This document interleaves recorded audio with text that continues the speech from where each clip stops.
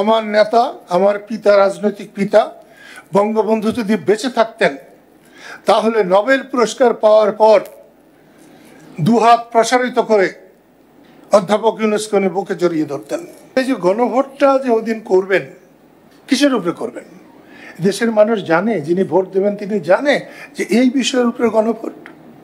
কেউ জানে না, কেউ জানে না। একটা প্রধান সঙ্গতি আপনাদেরকে নিয়ে, যেটা হলো যে গণভোট আর জাতীয় ভোট একসাথে হবে, হোক। অধ্যাপক ইউনূসকে আমি খুব বড় মানুষ মনে করতাম। আমি মনে করতাম আমার নেতা, আমার পিতা, রাজনৈতিক পিতা বঙ্গবন্ধু যদি বেঁচে থাকতেন তাহলে নোবেল পুরস্কার পাওয়ার পর দুহাত প্রসারিত করে অধ্যাপক ইউনূসকে বুকে জড়িয়ে ধরতেন। আর তারই মেয়ে শেখ হাসিনা সেই অধ্যাপক ইউনূসকে, আমাদের দেশের একটি শ্রেষ্ঠ সম্মান, তাকে তিনি পদে পদে নাজেহাল করছেন। এটা আমি আন্তরিকভাবে বিশ্বাস করতাম।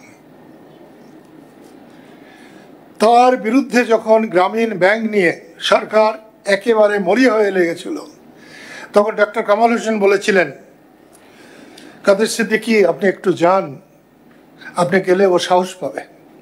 আমি তার কথা শুনে আমি গিয়েছিলাম তার কাছে, সেখানেও আমার তার কাছে ভালো লেগেছে। তিনি অকপটে বলেছিলেন, কাদের সিদ্দিকী, তার দল, তার লোকজন আমাদের এই দুঃসময়ে যেভাবে পাশে দাঁড়িয়েছে, আমরা খুব সাহসী হলাম, আমরা আজীবন মনে রাখব। শেখ হাসিনা যখন তাকে সুদখোর বলতেন, আমার খারাপ লাগতো। আমি কিন্তু পরশুদিন আমার বাবা মার কবরের পাশে দাঁড়িয়ে আমি শেখ হাসিনাকে ধন্যবাদ দিয়েছি, বলেছি হ্যাঁ, এই ক্ষেত্রে আমি ধন্যবাদ দিই যে আপনি আমার আগে অধ্যাপক ইউনূসকে আপনি চিনেছিলেন, আমি আপনার অনেক পরে, শুধু আপনার কেন, দেশের মানুষেরও অনেক পরে আমি অধ্যাপক ইউনূসকে চিনলাম। আমার একটা দোষ আছে, আমি কোনো মানুষকে অসম্মান করতে পারি না, আমার বিরুদ্ধের লোককেও আমি অসম্মান করে কথা বলতে পারি না।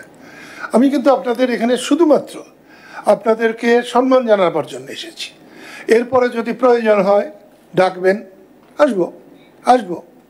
এবং আমি মনে করি নির্বাচনী তফসিল ঘোষণার পর নির্বাচন কমিশন হচ্ছে রাষ্ট্রের সর্বময় ক্ষমতার অধিকারী। কি হবে আপনাদের নিয়ে সেটা আপনারা জানেন। কিন্তু এই যে গণভোটটা যে ওদিন করবেন, কিসের উপরে করবেন? দেশের মানুষ জানে, যিনি ভোট দেবেন তিনি জানে যে এই বিষয়ের উপরে গণভোট? কেউ জানে না, কেউ জানে না।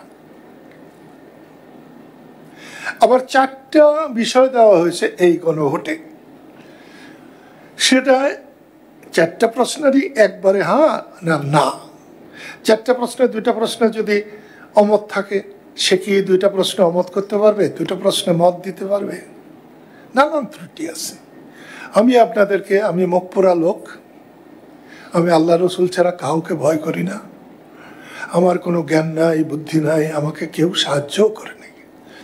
আল্লাহ করেছেন, রসুল করেছেন, আর সাধারণ মানুষ আমার পাশে দাঁড়িয়েছেন। আজকে সাধারণ মানুষ আমার পাশে দাঁড়ায়। আমার পিতা আব্দুল আলী সিদ্দিকী আর আমার রাজনৈতিক পিতা বঙ্গবন্ধু শেখ মুজিবুর রহমান। বঙ্গবন্ধুকে পেয়ে আমি এই নাদান মানুষটা দেশকে ভালোবাসতে শিখেছিলাম। আজকে দেশপ্রেম, অনেকেই বলে আমি দেশপ্রেমিক, আমার মনে হয় না দেশপ্রেমিক হওয়া অত সোজা না। আমি বঙ্গবন্ধুকে ভালোবেসে দেশকে ভালোবাসতে শিখেছিলাম। আমি মায়ের পাগল, মাকে ভালোবেসে আমি দেশকে ভালোবেসেছি। আজকে আমার কাছে মা আর দেশ কোনো পার্থক্য নাই।